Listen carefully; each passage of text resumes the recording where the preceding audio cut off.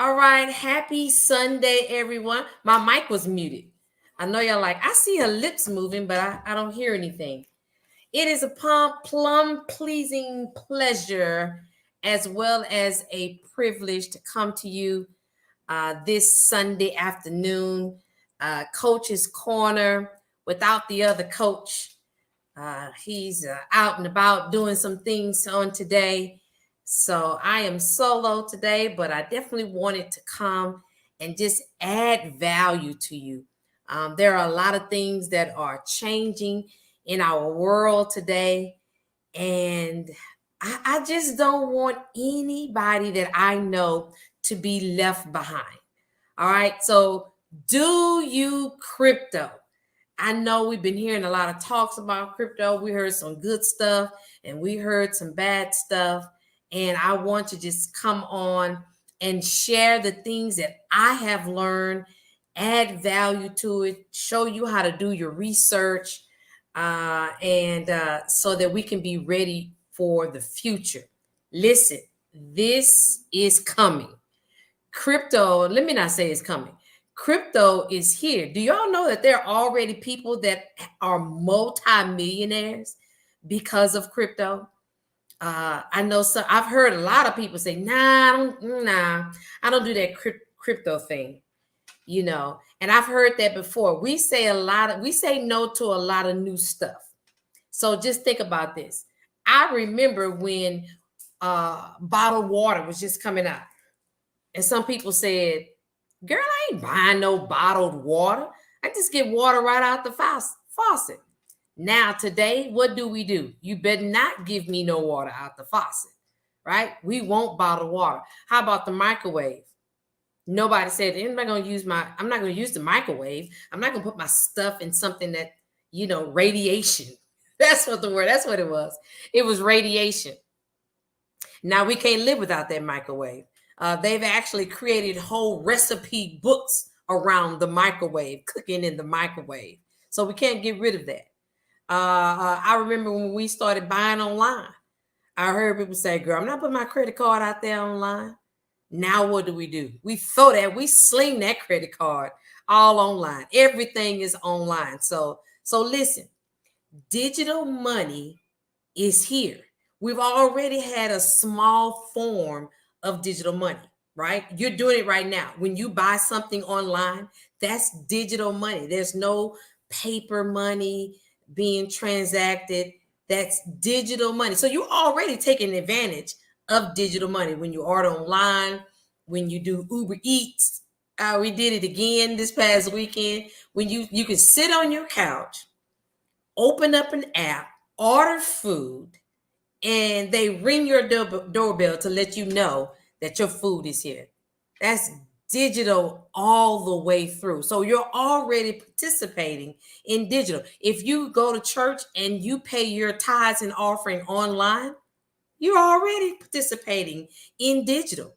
All that the crypto does in Bitcoin, because that was the first one, all it does, it takes away the middleman. And who's the middleman? The bank. The bank is being replaced. So, there's a lot of corruption going on. And what I wanted to do is just kind of give you a little bit of history, a little bit of background of crypto. I don't want you to be afraid of crypto. I don't want you to run away from crypto for something that's coming on the scene. It's going to be legal tender for real soon. So those of you that say, nah, I don't get well, we said nah to a whole bunch of other stuff. So just don't get left behind too soon. So, excuse me. So before we talk about Bitcoin, I want to take a moment and talk about money. Like, what is money exactly? At its core, money represents value. All right. If I do some work for you, you give me money in exchange for the value I gave you. I can then use that money to get something of value from someone else in the future.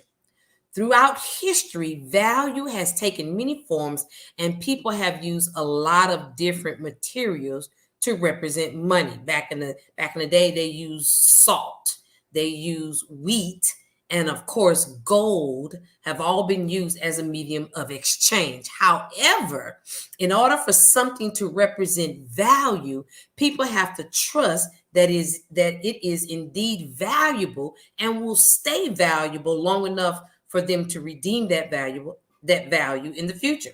So up until 100 years ago or so, we always trusted in something to represent money. However, something happened along the way, and we've changed our trust model from trusting something to trusting in someone. So let me explain.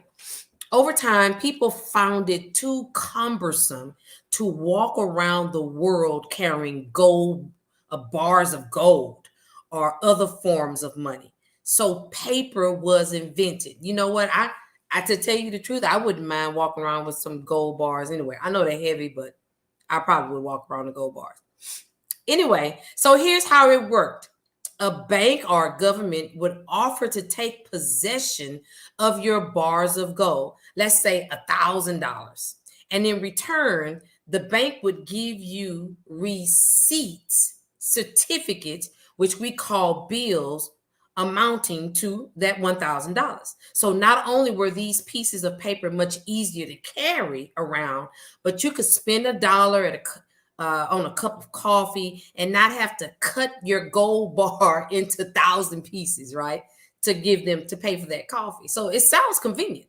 Now, if you wanted your gold back, you simply took the $1,000 in bills back to the bank to redeem them for the actual form of money, in this case, the gold bar, whenever you need it or so. So paper began its use as money as an instrument of practicality and convenience. That's what money was for. However, as time progressed and due to macroeconomic changes, this bond between the paper receipt and the gold it stands for was broken.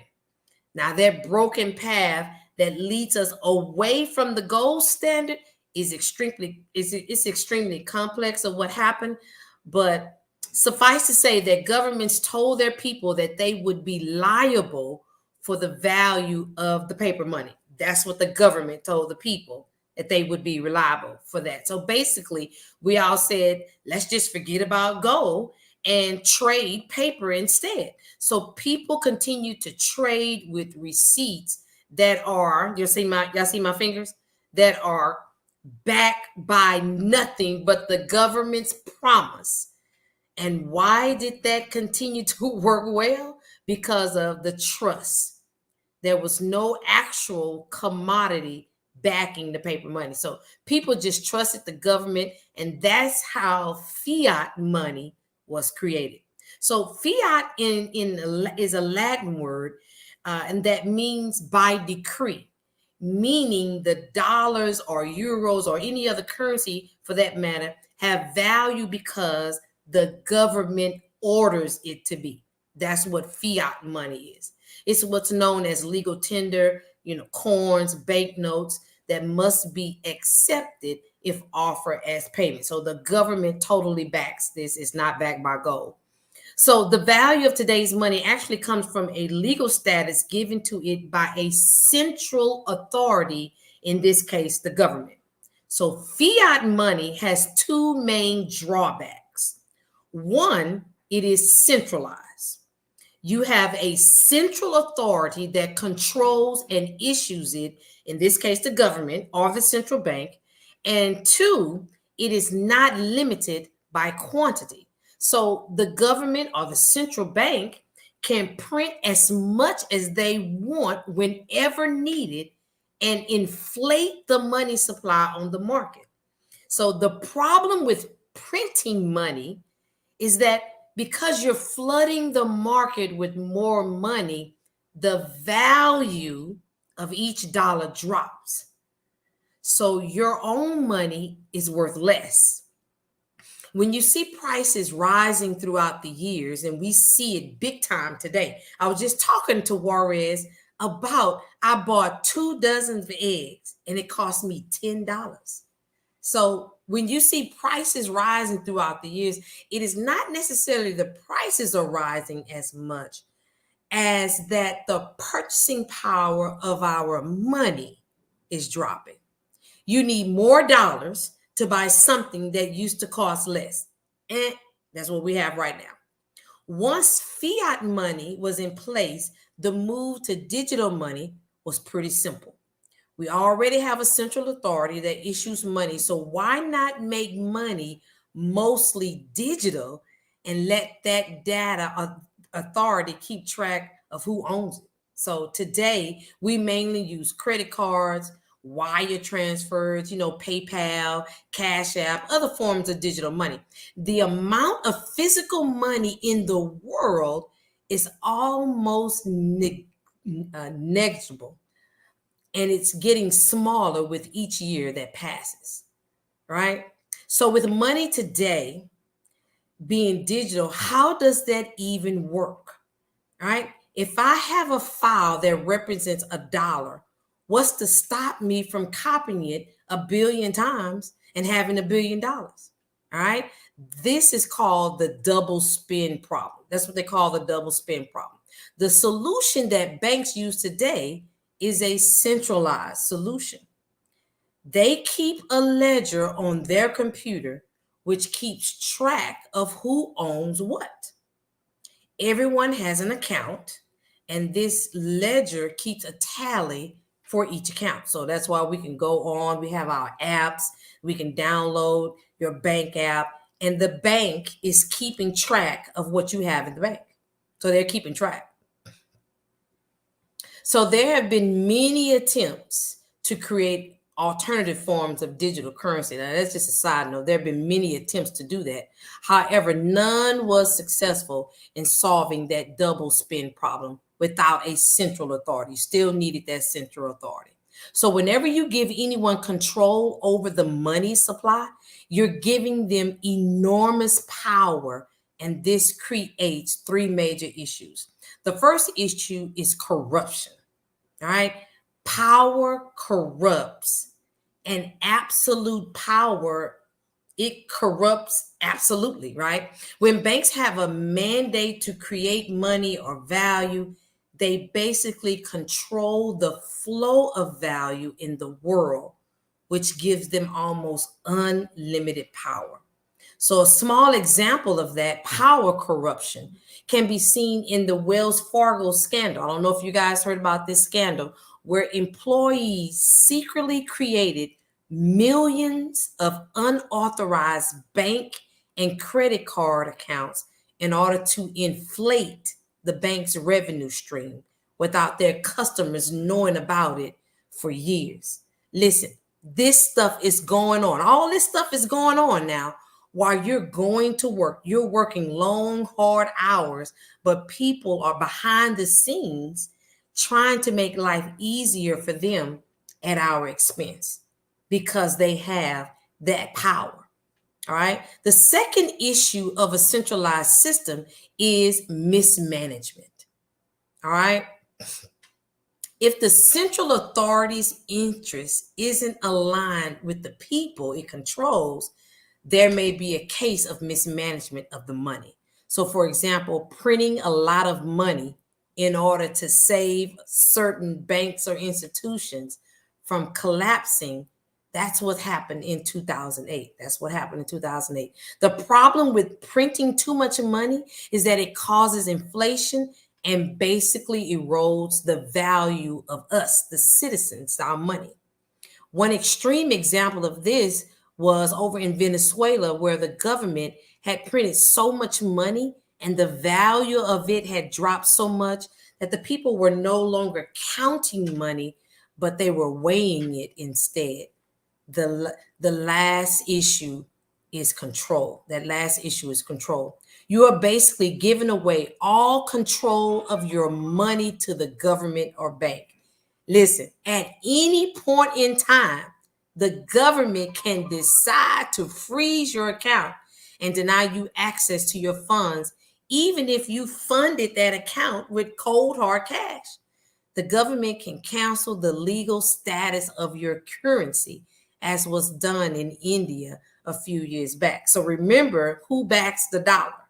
The dollar is being backed by the government, right? It's not being backed by gold anymore.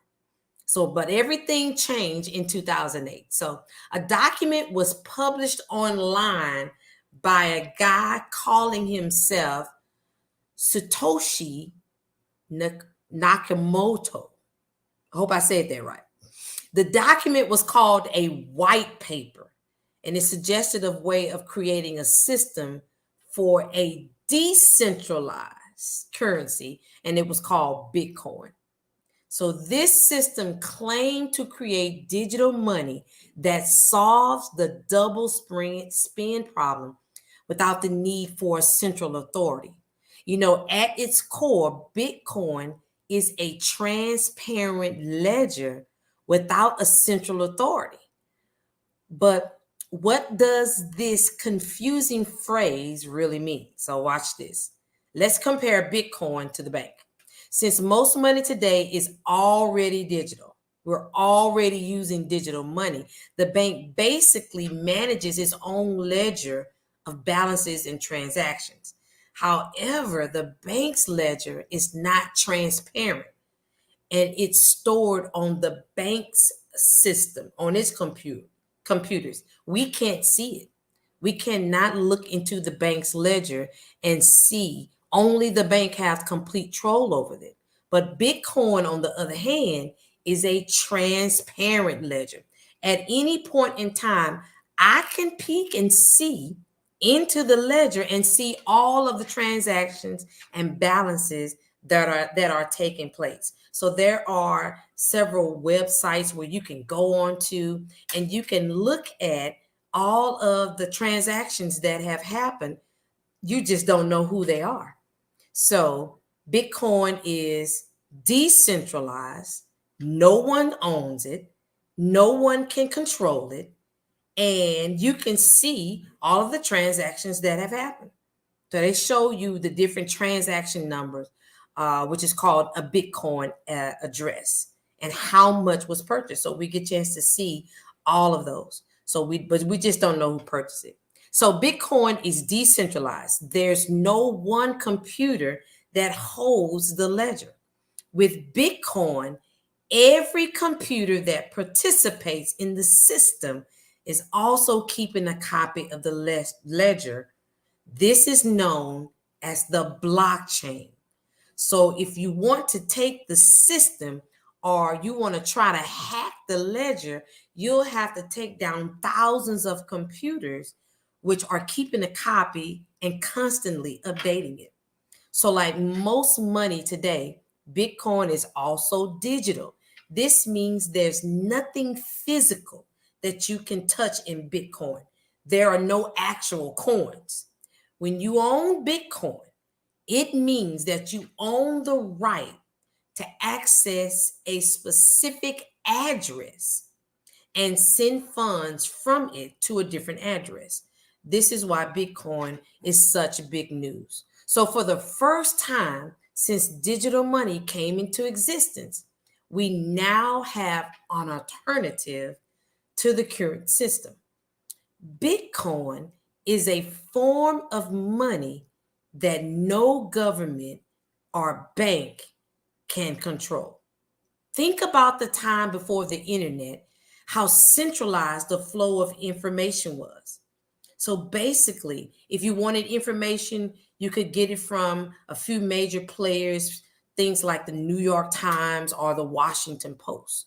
But today, thanks to the internet, information is decentralized and you can communicate and consume knowledge from all around the world with the click of a button. Bitcoin is like the internet of money, and it's offering a decentralized solution to money. Bitcoin has several advantages over the current system. First, It gives you complete control of your money. Now, you think you have complete control now at the bank. No. Bitcoin, though, you and you alone, only you can access your fund. So the government can't access your funds. There's no bank to access your funds. How you actually do this will be explained in my free download that you're going to have access to, right? No government or bank can decide to freeze your account or confiscate your holdings. Bitcoin also cuts a lot of the middleman from the process of transferring money. So this means that in many cases, Bitcoin is cheaper to use than stuff like traditional wire transfers or money orders. Also, unlike fiat currencies, Bitcoin was designed to be digital in nature. This means you can add additional layers of programming on top of it and turn it into smart money. Finally, Bitcoin opened up digital commerce to over 2.5 billion people around the whole world, to some who at first didn't even have access to any kind of banking system. So today, with a mobile phone and a click of a button, you can start trading using Bitcoin with no permission needed. Today, there are several merchants online and offline that accepts Bitcoin. There are even several, I wish I had my debit card. There are even several Bitcoin debit cards that allow you to pay almost anything now in the store, online. Just recently, Juarez and I went on vacation and we paid for our hotel with our Bitcoin credit card, right? We just converted some of the crypto we loaded some of the crypto onto the crypto card and paid for our hotel.